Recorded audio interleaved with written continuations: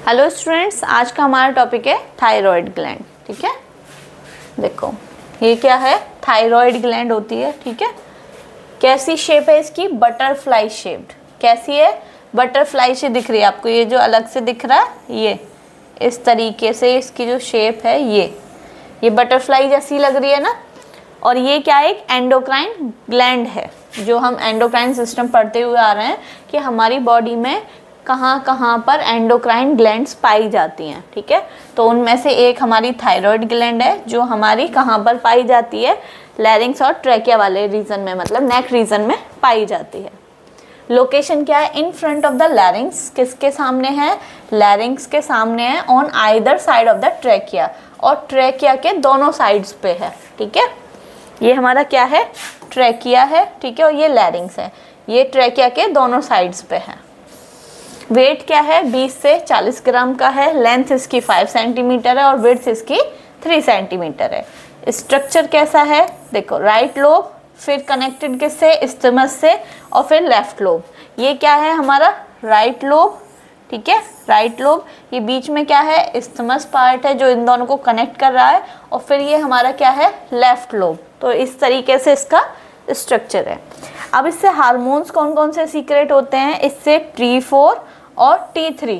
ठीक है, जिसको हम ट्राई आयोडोथायरोनिन या फिर हम उसको थायरोक्सिन हार्मोन कहते हैं। ठीक है, और सेकंड हार्मोन हमारा और क्या हुआ, कैल्सिटोनिन, ये इससे रिलीज होते हैं। ठीक है, अब ये सीक्रेट किससे होते हैं, फॉलिकुलर सेल्स। इसी में थायराइड ग्लैंड में सेल्स पाई जाती हैं, फॉलिकुलर सेल्स और पैराफॉलिकुलर सेल्स। तो जो फॉलिकुलर सेल्स हैं वो तो T3 और T4 हार्मोन्स को सीक्रेट करती हैं, और जो पैराफॉलिकुलर सेल्स हैं वो कैल्सिटोनिन को रिलीज करती है या सीक्रेट करती है। ठीक है,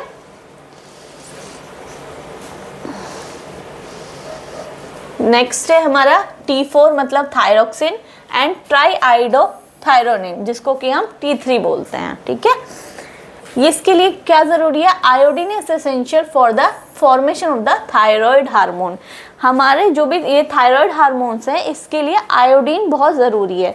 देखो ट्राईआयोडो, इसमें 3 एटम बन रहे हैं। ठीक है, 3 मॉलिक्यूल से मिलकर बन रहा है, आयोडीन के 3 मॉलिक्यूल्स से मिलकर हमारा क्या बन रहा है, ट्राईआयोडोथायरोनिन मतलब T3 जो हार्मोन है। ऐसे ही टेट्राआयोडो मतलब इसमें 4 मॉलिक्यूल्स लग रहे हैं आयोडीन के।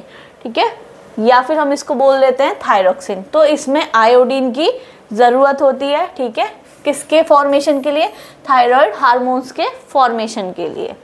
आयोडीन ट्रैपिंग, आयोडीन ट्रैपिंग का क्या मतलब है, जब हमारे ब्लड में आयोडीन होता है तो उसको क्या करते हैं, थायराइड ग्लैंड उसको क्या कर लेती है, पिकअप कर लेती है या फिर उसको ट्रैप कर लेती है। ठीक है, जिससे कि उसका T3 और T4 हार्मोन्स की फॉर्मेशन हो सके। ठीक है, गोइटर, गोइटर क्या होता है, देखो ये नॉर्मल थायराइड है, तब थायराइड की शेप मतलब ये एनलार्ज हो जाए। ठीक है, थायराइड क्या हो जाए, एनलार्ज हो जाए। ठीक है, तो उसको हम क्या बोलते हैं, गोइटर, जिसमें आयोडीन की कमी हो जाती है। ठीक है, उसमें ये कंडीशन देखने को मिलती है। फंक्शंस क्या क्या हैं, increase basal metabolic rate and heat production. ये क्या करता है, बेसल मेटाबॉलिक रेट को इंक्रीज करता है, जो भी हम खाना खाते हैं उसको ब्रेक डाउन करने में हेल्प करता है, इंक्रीज करता है, उसमें हीट प्रोडक्शन करता है, हमारे बॉडी को टेम्परेचर को मेंटेन करने में हेल्प करता है। कार्बोहाइड्रेट्स, प्रोटीन, फैट्स, इनके मेटाबॉलिज्म को भी रेगुलेट करता है।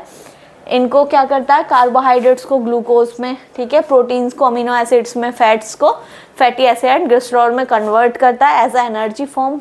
कब जब भी ज़रूरत पड़े तो हम उसको एज अ यूज़ कर सके, तो उसको रेगुलेट करता है।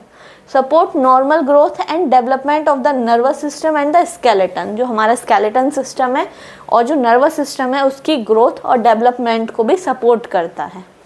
ठीक है, ये जो हार्मोन्स हैं। अब रेगुलेट कैसे होते हैं ये, ठीक है, इससे पहले हम ये पढ़ चुके हैं कि जो हाइपोथैलेमस है वो पिट्यूटरी ग्लैंड को कंट्रोल करता है, वही रिलीजिंग और इनहिबिटिंग हार्मोन्स रिलीज करवाता है। अब देख लेते हैं, मान लीजिए कोई भी कंडीशन है, ठीक है, स्ट्रेस की कंडीशन है, एक्सरसाइज ज़्यादा कर लिया, माल न्यूट्रिशन ज़्यादा हो गया, या ब्लड में ग्लूकोज का लेवल ज़्यादा हो गया, स्लीप हो गई, तो ये सब क्या है, स्टिमुलेटिंग पॉइंट्स हैं। अगर इनमें से कुछ भी होता है तो हाइपोथैलेमस तक क्या सिग्नल जाएगा, हाइपोथैलेमस क्या करेगा, थायरोट्रोपिन रिलीजिंग हार्मोन TRH को रिलीज करेगा। ये किस पे जाके काम करेगी, एंटीरियर पिट्यूटरी पे जाके स्टिमुलेट करेगी। अब इससे कहेगी कि TSH हार्मोन रिलीज करो, ठीक है।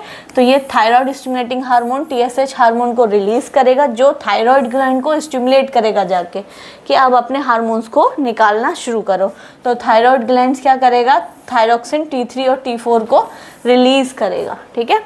तब बॉडी सेल्स उसको यूज कर लेंगी, ठीक है। अगर ब्लड में लेवल ज़्यादा हो जाएगा, ठीक है, तो फिर क्या होगा, हाइपोथैलेमस को एक सिग्नल जाएगा नेगेटिव फीडबैक के थ्रू, ठीक है, कि अब इसको रोक दो, inhibition of TRH and TSH, कि अब इसको क्या कर दो, रोक दो।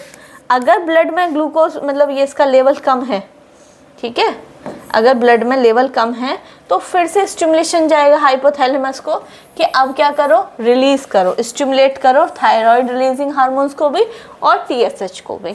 तो इस तरीके से ये हमारी बॉडी में बैलेंस चलता रहता है। ये हमारा थायराइड हार्मोन, ये थायराइड ग्लैंड है, ठीक है, जो मैंने अभी आपको समझाया। ये क्या कोई भी स्टिमुलस मिला, ठीक है, तो ये हाइपोथैलेमस को जाके क्या होगा, सबसे पहले हाइपोथैलेमस को सिग्नल गया, ठीक है। हाइपोथैलेमस क्या करेगा, and TRH thyrotropin releasing hormone release करेगा, जो किस पे काम करेगी, पिट्यूटरी ग्लैंड पे काम करेगी, एंटीरियर पिट्यूटरी पे काम करेगी, ठीक है। वो क्या रिलीज करेगा, TSH थायराइड स्टिमुलेटिंग हार्मोन। तो थायराइड स्टिमुलेटिंग हार्मोन किस पे काम करेगा, थायराइड ग्लैंड पे। वो क्या रिलीज करेंगी, T3 और T4, ठीक है। फिर वो सेल्स के द्वारा यूज कर लिया जाएगा, फिर लेवल इंक्रीज हो जाएगा, फिर वो हाइपोथैलेमस को रोकने के लिए बोलेगा कि अब इनिबिट कर दो, ठीक है। तो इस तरीके से ये प्रोसेस चलता रहेगा। नेक्स्ट हार्मोन था हमारा कैल्सिटोनिन, ठीक है, ठीक है। कैल्सिटोनिन कहाँ से रिलीज होता है, पहला फॉलिकल सेल से रिलीज होता है, सीक्रेट होता है। क्या काम करता है, ब्लड में जो कैल्शियम लेवल है उसको कम करने का काम करता है। अब कम कैसे कर सकता है कि ब्लड में हमारा जो कैल्शियम का लेवल है वो कम रहे, ठीक है। वो कैसे कर सकता है कि ब्लड से कैल्शियम कहाँ शिफ्ट कर दे, मतलब बोन्स में स्टोरेज करना शुरू कर दे, ठीक है। या तो बोन्स में स्टोर करना शुरू कर दे, कैल्शियम का डिपोजिशन शुरू कर दे, या फिर कैल्शियम को रीएब्जॉर्ब करा दे, रीनल ट्यूब्यूल से रोक दे, ठीक है। कैल्शियम का रीएब्जॉर्प्शन रोक दे। अगर कैल्शियम को रीएब्जॉर्ब कर लेंगे तो ब्लड में कैल्शियम का लेवल इंक्रीज हो जाएगा, ठीक है। अब इसको क्या करना है, कम करना है। तो कैल्शियम को रोकेगा नहीं, ये इनिबिट करेगा कि भाई कैल्शियम को यूरिन के साथ जाने दो बाहर, ब्लड से मतलब यूरिन के साथ जाने दो, जिससे कि ब्लड में कैल्शियम का लेवल क्या हो जाएगा, कम हो जाएगा, ठीक है। Decrease blood calcium level. देखो हमारे ब्लड में कैल्शियम का लेवल कम करना है हमें, ठीक है। मान लो किसी भी रीज़न से ब्लड में कैल्शियम का लेवल ज़्यादा है, ठीक है, ज़्यादा है, अब हमें कम करना है क्योंकि कैल्सिटोनिन रिलीज हुआ है।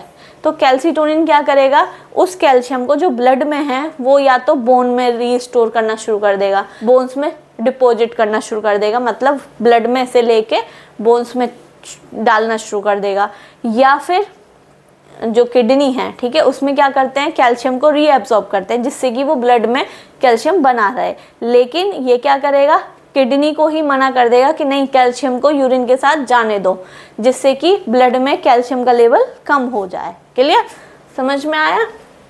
नेक्स्ट है हमारा पैराथायरॉयड ग्लैंड। ये हमारी ग्लैंड है, जैसे थायराइड ग्लैंड है उसके पीछे पाई जाती है, ठीक है। ये थायराइड ग्लैंड है, इसके पीछे पाई जाती है पैराथायरॉयड ग्लैंड। ये चार छोटी छोटी दिख रही है आपको, इसी के बैक साइड में पाई जाती है पैराथायरॉयड ग्लैंड, ठीक है। चार स्मॉल पैराथायरॉयड ग्लैंड्स होती हैं, किसके पीछे, posterior surface of the thyroid gland के पीछे ही पाई जाती हैं। इनका वेट कितना होता है, 50 mg होता है, ठीक है। फंक्शन क्या करती हैं, ये पैराथायरॉयड हार्मोन जिसको हम PTH हार्मोन बोलते हैं, क्या करती है, ये कैल्शियम के लेवल को इंक्रीज करती है ब्लड में, ठीक है। कैल्सिटोनिन क्या कर रहा था, कम कर रहा था, पैराथायरॉयड हार्मोन कैल्शियम का लेवल इंक्रीज कर रहा है। अब ये इंक्रीज कैसे कर सकता है ब्लड में, ये कैल्शियम का एब्जॉर्प्शन बढ़ा देगा, ठीक है। जो रीनल ट्यूब्यूल्स हैं, जो हमारे रीनल ट्यूब्यूल्स हैं, किडनी है जहाँ से कैल्शियम का रीएब्जॉर्प्शन होता है, उसको इंक्रीज कर देगा।